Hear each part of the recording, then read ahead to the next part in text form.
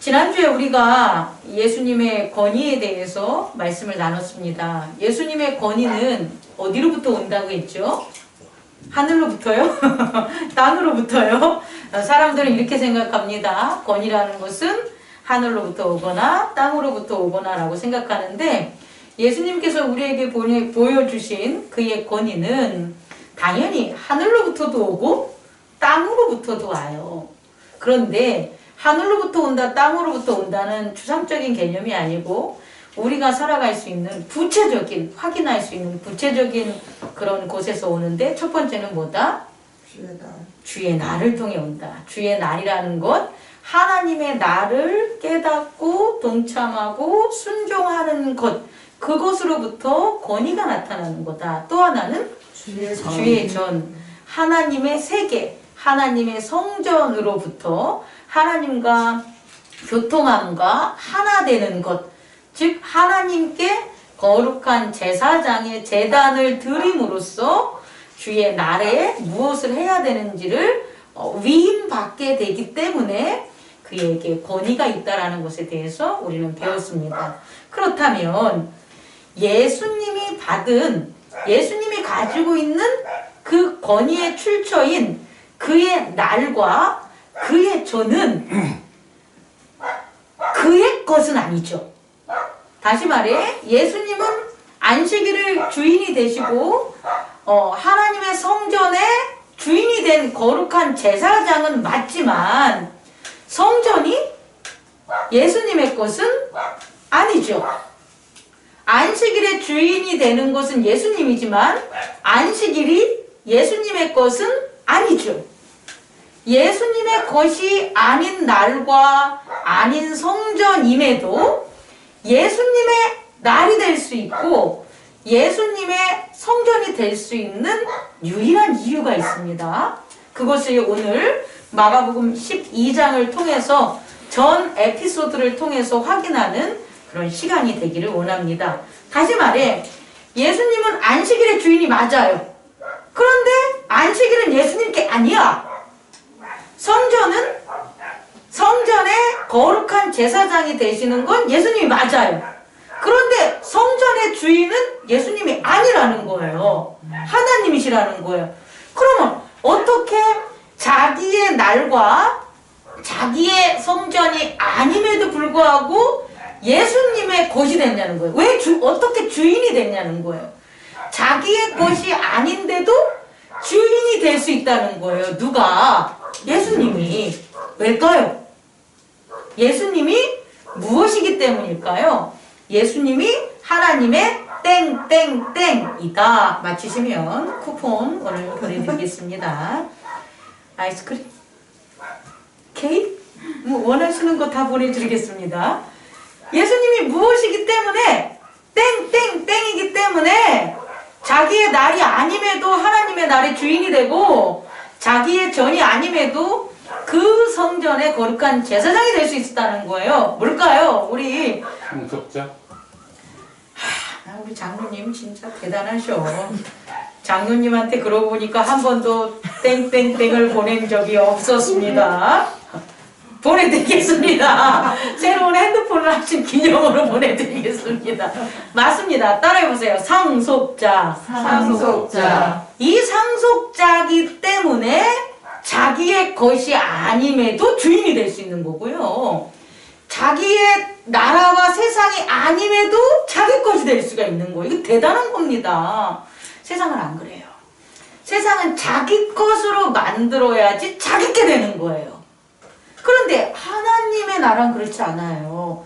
다시 말해, 상속자라는 것에 대한 의미를 마가복음 12장의 전 에피소드를 통해서 오늘 여러분과 나눌 거예요. 기대해 주세요. 자, 먼저 상속자의 의미를 살펴봅시다. 여러분들이 아는 상속자는 어떤 거예요? 상속받는 거?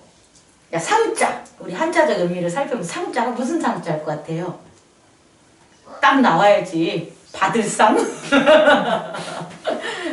상속자인데. 자, 우리가 조금 개념이 틀리더라고요. 제가 자꾸 이렇게 한자의 의미를 살피는 것은 고대인들의 문자에는요, 이게 신앙적 기반이 되어 있어요. 문자는 그냥 만든 게 아니에요. 문자는 보이지 않는 세계에 대한 의미를 겉으로 이렇게 나타나는 기호적인 의미이기 때문에 되게 중요해요. 그래서 상속자의 그 의미를 찾아보면 상자가 서로 상자예요. 서로 상자. 속자는 맺을 속자, 이을 속자예요. 자자는 놈자자. 그러면 서로 상에다가 이을 속자에다가 우리가 놈자자를 쓰면 이게 무슨 의미일까요? 언약을 맺은 자. 네. 아주 잘 말씀했어요. 언약을 맺은 자, 계약을 맺은 자가 있는데 그 언약이라는 그 계약이 뭔가 보면 서로상의 의미를 보면 돼요. 서로상은요 아주 쉬운 한자어인데요. 나무 목자에다 눈목자가 있는 거예요. 나무를 이렇게 바라보고 있는 사람이에요. 다시 말해 이 나무를 바라보는데 같은 생각과 같은 의미와 같은 목적으로 그 나무를 서로 본다. 그래서 서로 상자인 거예요. 다시 말해 상부상조에서 이 상자의 서로 상자는 서로 하는 뜻이 같아야 돼.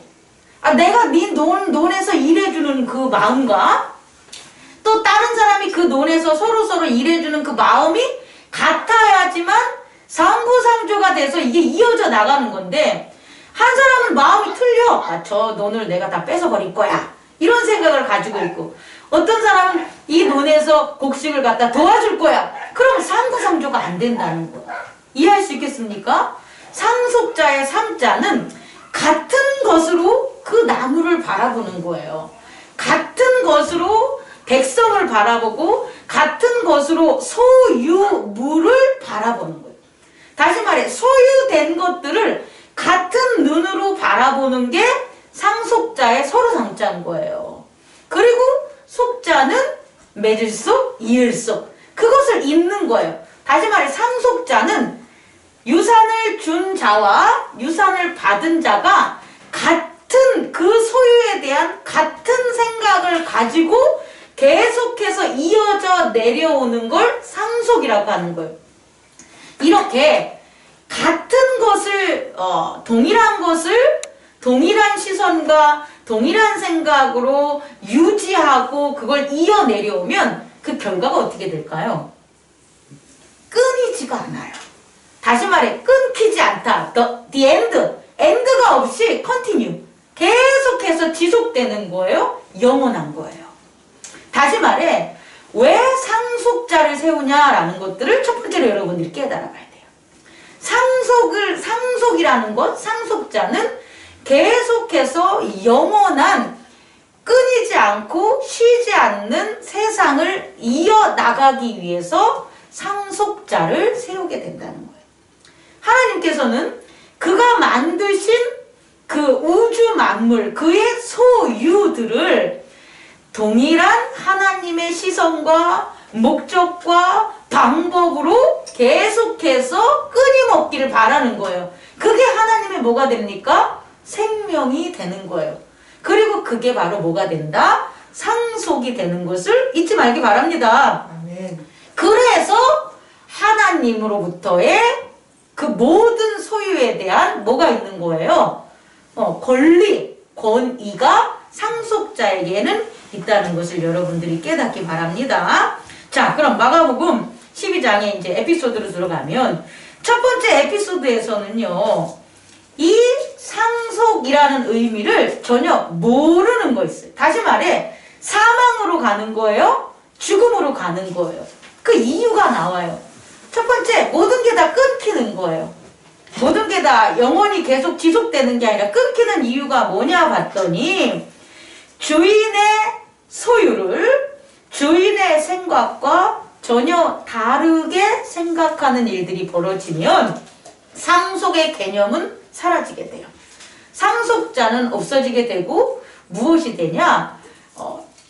침탈하게 되고 빼앗게 되고 전쟁이 일어나고 싸움이 일어나는 원인이 볼 수가 있어요. 다시 말해 첫 번째 에피소드에서는요, 농부들이 누구의 것? 주인이 망대를 쳐놓고 울타리를 쳐놓고 포도나무를 심어놓고 다 주인 거예요. 그리고 그 주인 것을 농부들이 뭐 열심히 해라 그래서 맡겨놓은 거예요. 그런데 이 농부들이 주인에게 무엇을 안 주는 거예요? 주인에게 바쳐야 될 일정한 어떤 세금을 안 준다는 거예요. 그럼 여러분, 왜 농부들은 주인에게 소출의 일부, 우리가 흔히 말하는 세금을 안 줬을까요? 여러분, 그것 이유를 이제 첫 번째 에피소드에서 찾아보세요. 주인의 마음과 서로 바라보지 않았기. 오케이. 그거는 이제 근원적인 거고, 그렇게 안 바라보니까 주인의 마음과 동일하게 포도원을 바라봐야 되는데, 주인과 다르게 포도원을 바라본 거잖아요. 그러면 주인과 다르게 포도원을 바라보면 무슨 마음이 생기냐면 그 포도원을 뭐 하려는 마음이 생긴다. 뺏으려는 마음이 생긴다는 거예요. 다시 말해 주인에게 소출을 주지 않는다는 것은 아주 큰 의미가 있어요. 뭐냐면 이 포도원은 주인께 아니야를 얘기되는 거예요. 여러분 되게 이건 중요한 거예요. 우리가 살아가면서 우리 뭐 기독교인들이 조금 이렇게 사회적인 의식이나 이런 것들에 있어서 막 세금 내는 것들을 갖다가 이렇게 뭐랄까 일반인들처럼 생각할 수가 있는데요. 사실은 세금의 세자도 세자가 이제 세자의 의미를 보면 세금을 조세라고 하지 않겠습니까? 그럼 조자와 세자를 이렇게 살펴보면은 벼화자 있어요. 벼화자에 또 차자가 있는 게 조세조자예요. 이게 뭔 말이냐면 벼씨 있잖아요. 별의 옆에 비석이 있는 거예요. 그러니까 벼 옆에 비석이 있다는 건 뭐냐면 그 벼의 주인이 누구라는 거예요. 누군가가 있다라는 거예요. 그래서 그 주인에게 주는 게 조세조자라고요. 이해할 수 있겠습니까? 또 세금 세자는 뭐냐면 벼화자 옆에 뭐가 있냐면 기쁠 태자라고 아주 기뻐서 웃고 있는 사람의 모습이 있는 거예요. 그러니까 조세는 뭐냐면 주인의 벼다라는 거와 그 벼를 바라보면서 웃는 거니까 이 주인의 벼를 내게 준 거다라는 내가 맡은 거다라는 그 생각이 같은 거라고. 기뻐할 수 있는 것은요. 조세 세자에서 기뻐할 수 있는 건 뭐냐면 세금 세자가 기뻐할 수 있는 건 뭐냐면 이게 내 거야 해서 기뻐하는 게 아니라고요, 여러분. 이 동일한 벼를 보고 이게 주인이 이런 벼를 갖다 나를 지게 해줬구나. 그러니까 이 주인에게 이거를 드려야지 라고 해서 기쁜 거라는 거예요. 근데 우리는 교세의 의미를 내 것에서 얼마를 떼어주는 거라고 생각을 하니까 기쁘지가 않는 거예요. 내 거를 주는 거니까. 원래 주인 거에서 이만큼을 얻었으니까 내가 요만큼을 드려야지라니까 얼마나 기쁘겠어요. 여러분 이해할 수 있겠습니까? 조세의 원래의 근원적인 의미는 다시 말해 조세를 낸다는 것, 소출의 일부를 드린다는 것은요. 이 소유물이 누구라는 거예요. 주인 거라는 것을 인정하는 거예요. 그렇다면 소출을 안 준다는 것은 이 포도원이 누구 거라는 거예요? 주인 것이 아니라는 거예요. 이 생각이 어디서 나오냐는 거예요, 내 말은. 이 생각은 욕심이 아니고요. 이 생각은 서로 삼자. 주인과 그 소유를 바라보는 생각이 같지 않을 때 나타나는 거라고요.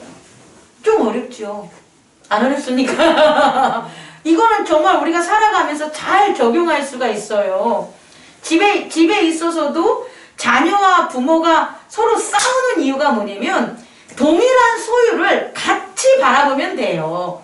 같이 바라보면 서로가 그 소유에 대해서 무엇이 생기냐면은 권위가 생기고 자기 거가 되기 때문에 서로 기뻐하는 일들이 벌어지는데 가정이나 집이라냐 재화라는지 뭐 여러 가지들을 다르게 바라보면 무슨 일이 생겨버린다. 기쁨을 잃게 되는 거예요. 소유의 주인이 누군지를 잃어버리게 되는 거예요. 그래서 결국 그것을 빼앗으려는 갈등과 전쟁들이 일어나는 거예요. 이러잖아요. 부모랑 자녀랑 싸우는 거 예를 들면은 내 집에서 나가 그러잖아요. 너 왜 내 집에서 그렇게 내 말 안 들어? 내 집에서 나가 그러잖아요. 그러면 자식이 그래요. 네, 나갈게요 이러지 않아요.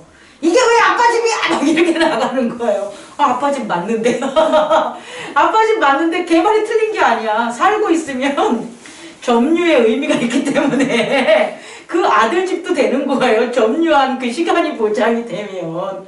다시 말해서 동일한 집인데 서로 같은 그런 시각으로 바라보지 않았을 때에 무엇이 생기냐면 그 소유물에 대한 다른 생각들이 결국 싸움과 다툼이 일어난다. 그게 바로 첫 번째 에피소드인 거예요.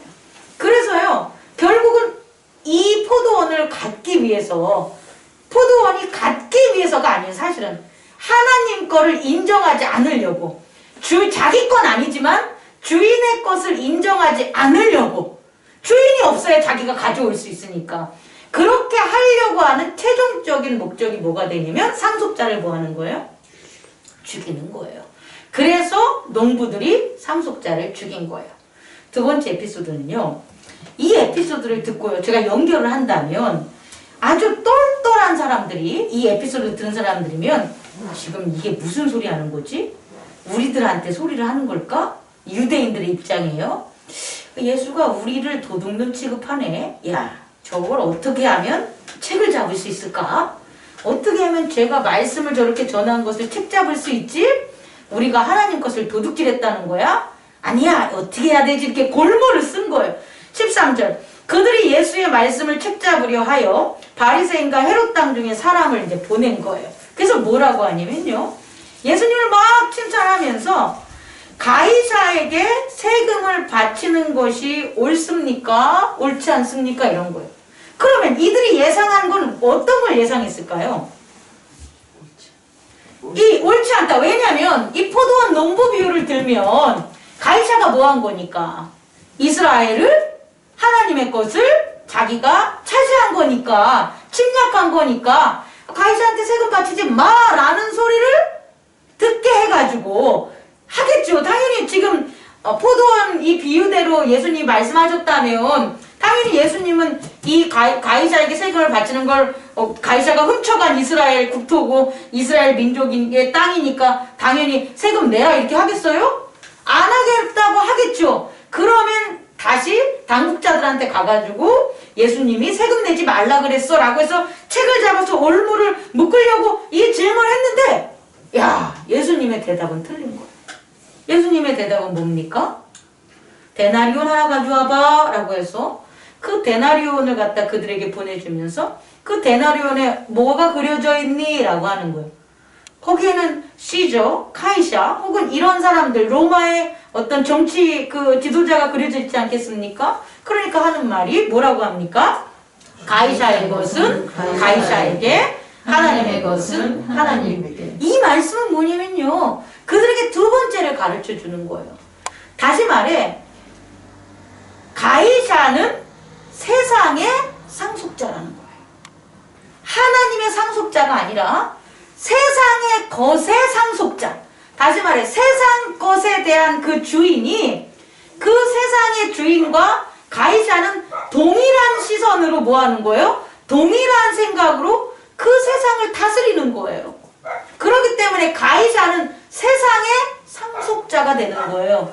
그러니 당연히 가이샤의 것은 누구에게 줄 수가 있는 거예요? 가이샤에게 내야 되는 거예요. 우리가 이 두 번째 에피소드에서 꼭 깨달을 것은 뭐냐면 예수님 말씀을 통해서 세상의 것과 하나님의 것이 구분된다는 거예요. 구분된다, 구별된다는 것은 하나님의 것만 우리는 해야 돼가 아니라는 거예요.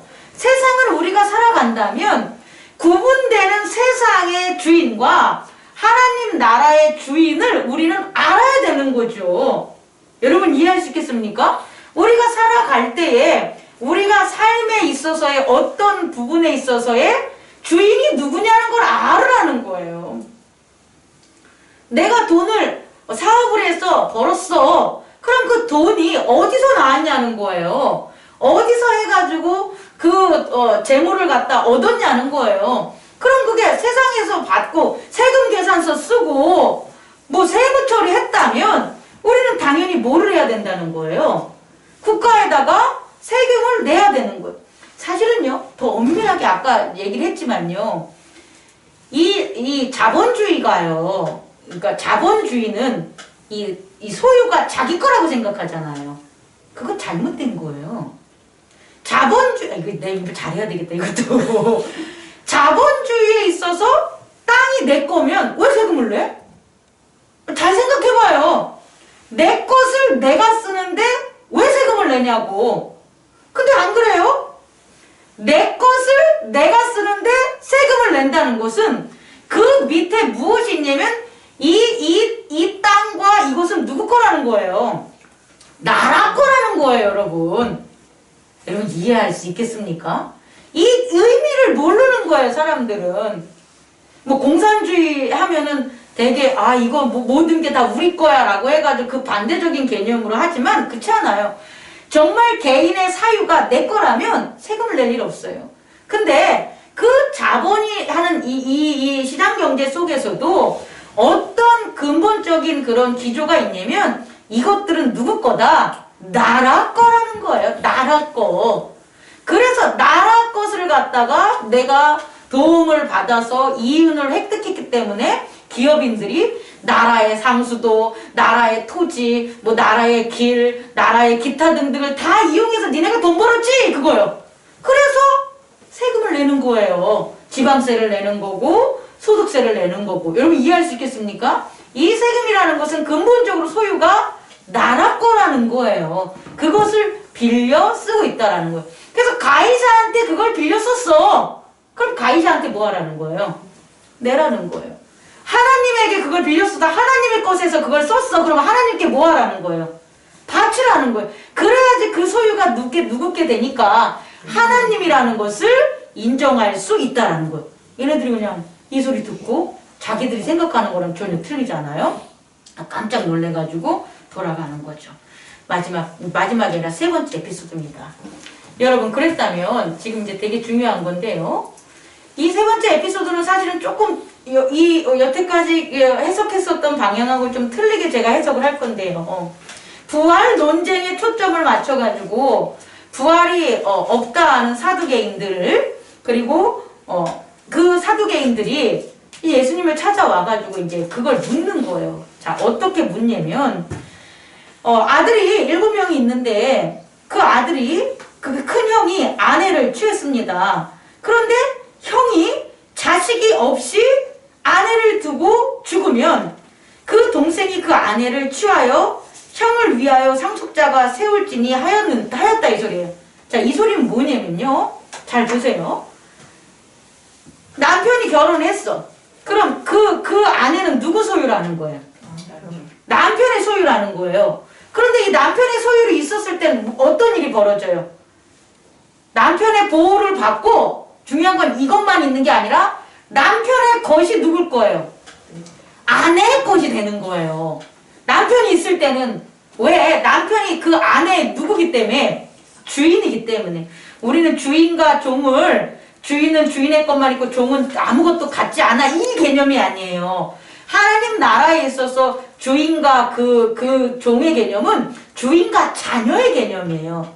다시 말해서 주인은 그 사람을 보호해주는 것과 동시에 주인의 것이 누구 것이 된다? 아내 것이 되는 거예요. 그런데 아이러니하게 있잖아요. 아들을 두지 못해. 상속자를 세우지 못하고 이 남편이 죽어. 그럼 어떤 일이 벌어져요?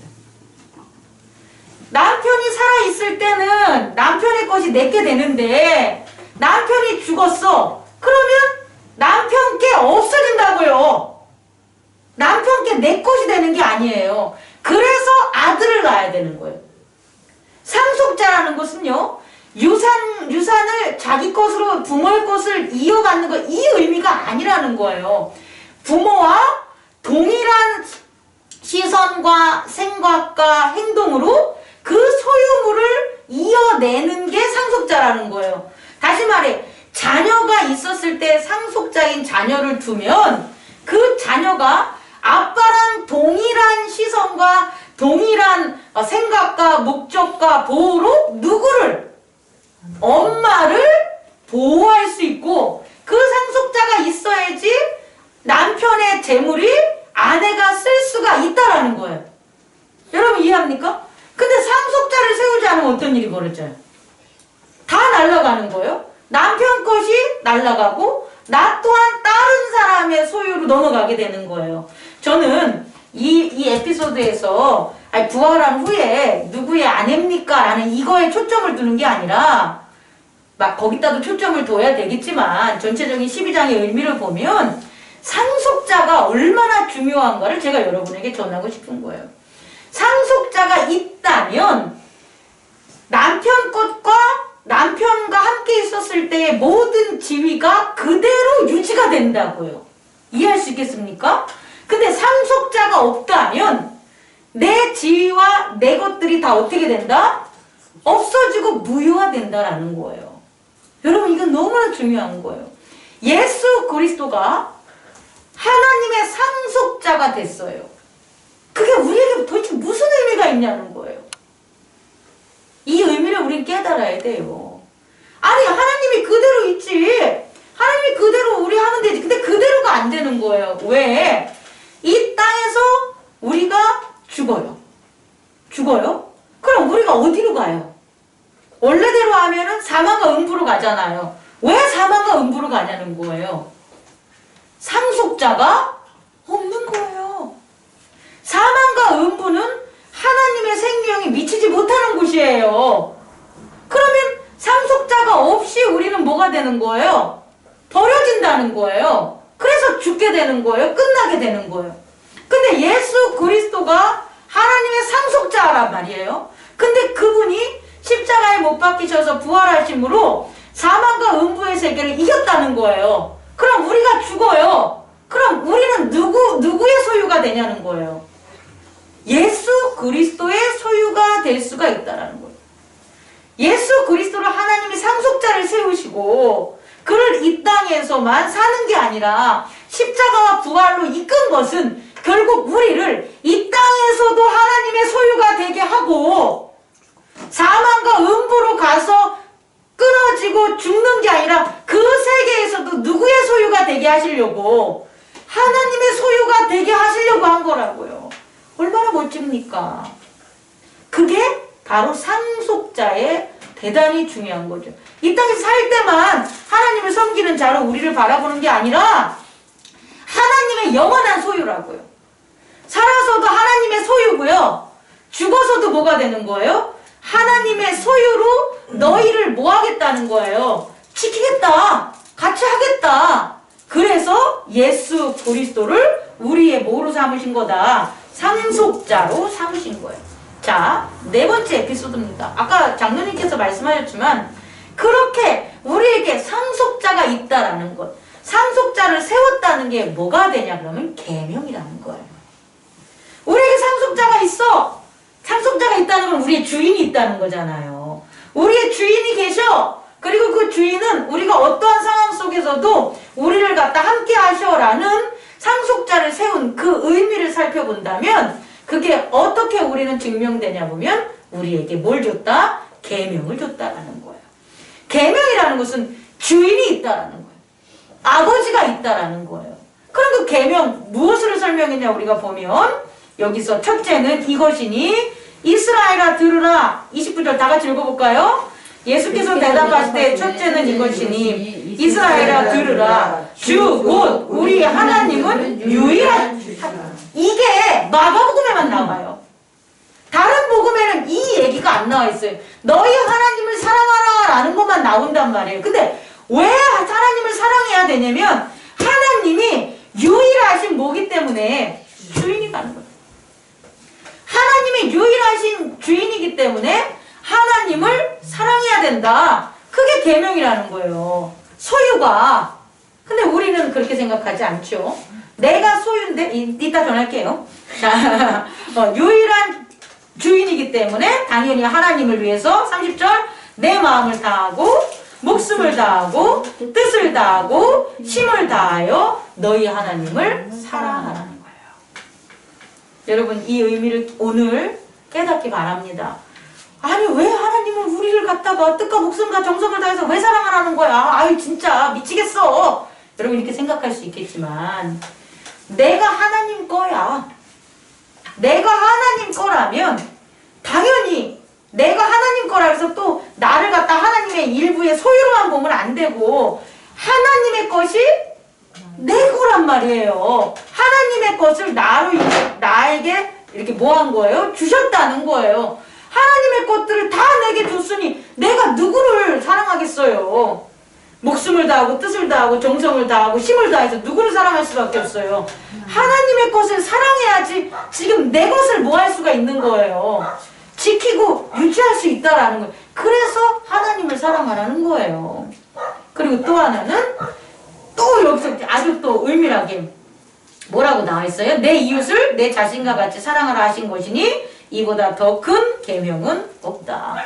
그럼 목사님 왜 내 이웃을 하나님만 사랑해야 되는데 내 이웃을 우리가 그렇게 내 몸같이 사랑해야 돼요? 이것은요 우리의 상속자가 다르지 않다는 거예요. 다시 말해 하나님이 우리 모두의 주인이라는 게 동일한 것처럼 그 하나님의 나라를 상속한 자 또한 우리 모두 동일한 똑같은 상속자를 뒀다라는 거예요. 다시 말해 내 주인이나 여러분의 주인이나 다 누구라는 거예요? 동일하다는 거예요. 그래서 서로 뭐 하는 거예요? 사랑해야 돼. 왜? 둘은 이제 뭐가 되니까. 똑같은 주인과 똑같은 아버지와 똑같은 상속자를 뒀다라는 것은 형제라는 거예요. 형제. 너 거와 내 거는 동일하게 하나님 거야. 하나님의 것, 아버지 것 때문에 내가 너를 사랑할 수밖에 없는 거죠. 만약에 하나님 거가 아니라 내 거라면 내가 어떻게 타인을 갖다 사랑할 수 있겠어요? 내 건데. 근데 아니라 내 것이 하나님의 것이기 때문에 우리는 그것을 사랑하면서 지킬 수밖에 없다라는 거예요. 이 에피소드에 대한 이유를 여러분들이 깨닫기 바랍니다. 자, 그리고요, 마지막이 아니라 5번째 에피소드. 이 상속자는 특징이 뭐냐? 영원하다는 거예요. 예전에, 물질의 세계의 상속자는 남편이 죽으면 또 상속자를 세우고 그 아들이 또 죽으면 또 상속자를 세우는 것처럼 자꾸 세워야 되는데 하나님의 상속자는 태초부터 영원까지 그리스도 한 분이라는 거예요. 그리스도 한 분. 다시 말해 바뀌거나 변경되거나 이런 게 아니라 처음과 끝이 동일한 누구다? 그리스도만이 하나님의 상속자다. 그래서 다윗이 그리스도를 주라고 했는데 그리스도를 다윗의 아들이라고 하는 건 맞지 않다라는 얘기. 다시 말해 상속자는 처음부터 끝이 뭐다? 그리스도로 갔다라는 것들 알아. 마지막으로 마치겠습니다. 자, 이제 되게 우리들에게 적용할 게 나오는 건데요. 가나안 가부의 이제 헌금에 대한 문제가 나와요. 이 헌금은 어떤 의미를 전해야 될까라고 했는데 세금이에요. 이게 더 이상한가? 헌금을 세금이라고 하면 더 이상한가?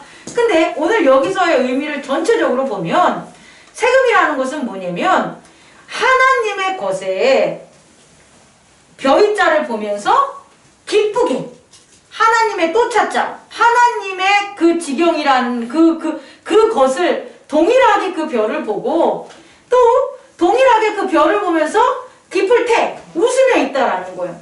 다시 말해 세금은 이런 거라는 거예요. 조세라는 것은 하나님께 바치는 헌금은 뭐냐면 하나님의 것이 이만큼 내게 있는 거예요.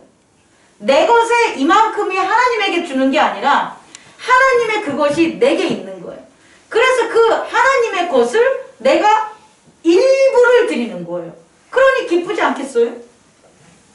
세금을 많이 내면 많이 낼수록 하나님의 것을 많이 내고 많이 낼수록 하나님에게 받은 게 뭐가 되는 거예요? 많이 쓰는 거죠. 이거 되게 중요한 거예요. 부자들이요 세금 내지 않아요. 부자들이 세금 낼 때 아까워요. 잠깐 생각을 해보세요. 100만 원 벌 때에 한 10만 원 내는 것은 크다고 느끼지 않는데 1000만 원 낼 때에 100만 원 내는 것은 크다고 생각해요. 또 1억을 돈을 벌어서 1,000만 원을 내는 것은 크다고 생각해요. 요새 상속세 문제 되게 많잖아요. 이건희 그 기업인이 소천해가지고 이재용한테 가는데 그게 뭐 우리나라의 상속세는 뭐 50%니 뭐 60%니 뭐 30%니 해가지고 가장 상속률이 높니 뭐하니 막 이러면서 말이 많잖아요. 근데 어마어마한 걸 상속받은 거걸랑요?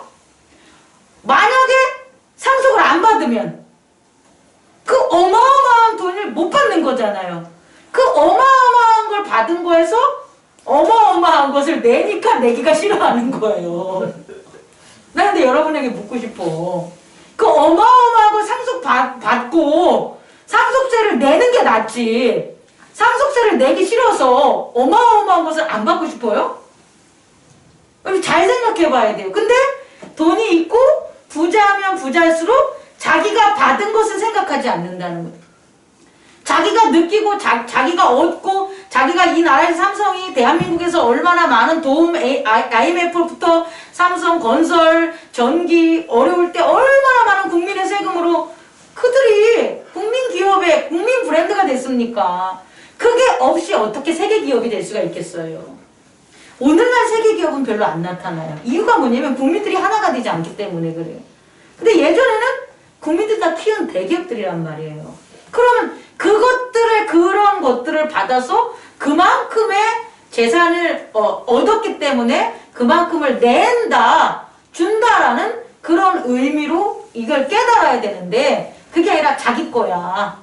내가 힘들어서 내가 노력해서 내가 번 거지. 국가가 해준 게 뭐가 있어? 국민이 해준 게 뭐가 있어? 아버지가 해준 게 뭐가 있어? 라고 하면 상속세를 내지 않는 거예요. 여러분 이해할 수 있겠습니까? 저는 그렇지 않아요. 저는 받은 게 많으면 많을수록 많이 내야 된다고 생각합니다. 누구에게? 그게 가해자의 것이라면 당연히 가해자에게 내야죠. 교회 다니는 사람들, 교회가 풍성하고 교회가 건축이 크고 땅도 뭐 예를 들어 10만 원짜리 땅 샀다가 개발돼가지고 몇백만 원짜리 땅 된 거기에 교회가 있으면 가해자에게 나라에게 정당하게 그만큼의 세금을 난 바쳐야 된다고 봐요. 근데 자기들은 개발해가지고 몇백 배의 그 땅값으로 건물이 몇 억짜리가 몇백억이 됐는데도 가해자의 것을 안 바친다면 저는 문제가 있다고 봐요. 동일하게 하나님의 것도 마찬가지. 하나님의 은혜로, 하나님의 돌보심으로 어려움 극복하고 은혜와 평강과 사랑과 긍휼과 오래 참음과 여러 가지 성령의 열매 그런 것들 때문에 내가 나의 삶에 있어서 소출이 풍성하게 됐다면 저는 그 받은 것이 다 하나님 거라고 우리가 은혜를 또 은총을 받았다면 그만큼 하나님에게 저는 드려야 된다고 봐요. 왜? 하나님 것을 내가 받았으니까. 저와 여러분들이 이 상속자의 개념을 분명히 깨닫기 바랍니다. 말씀을 마치겠습니다. 하나님의 날과 하나님의 하나님의 세계 그것을 상속한 예수 그리스도가 우리에게 계십니다. 그것은 우리가 그의 소유가 된다는 거예요. 그의 소유가 된다는 것은 그에게 종으로 사는 게 아니에요, 절대. 그의 소유가 된다는 것은 그의 자녀가 된다는 거예요. 그의 세계를 우리에게 주신다는 거예요. 그 놀라운 역설적인 축복을 저와 여러분들이 깨닫기 바랍니다. 기도하겠습니다.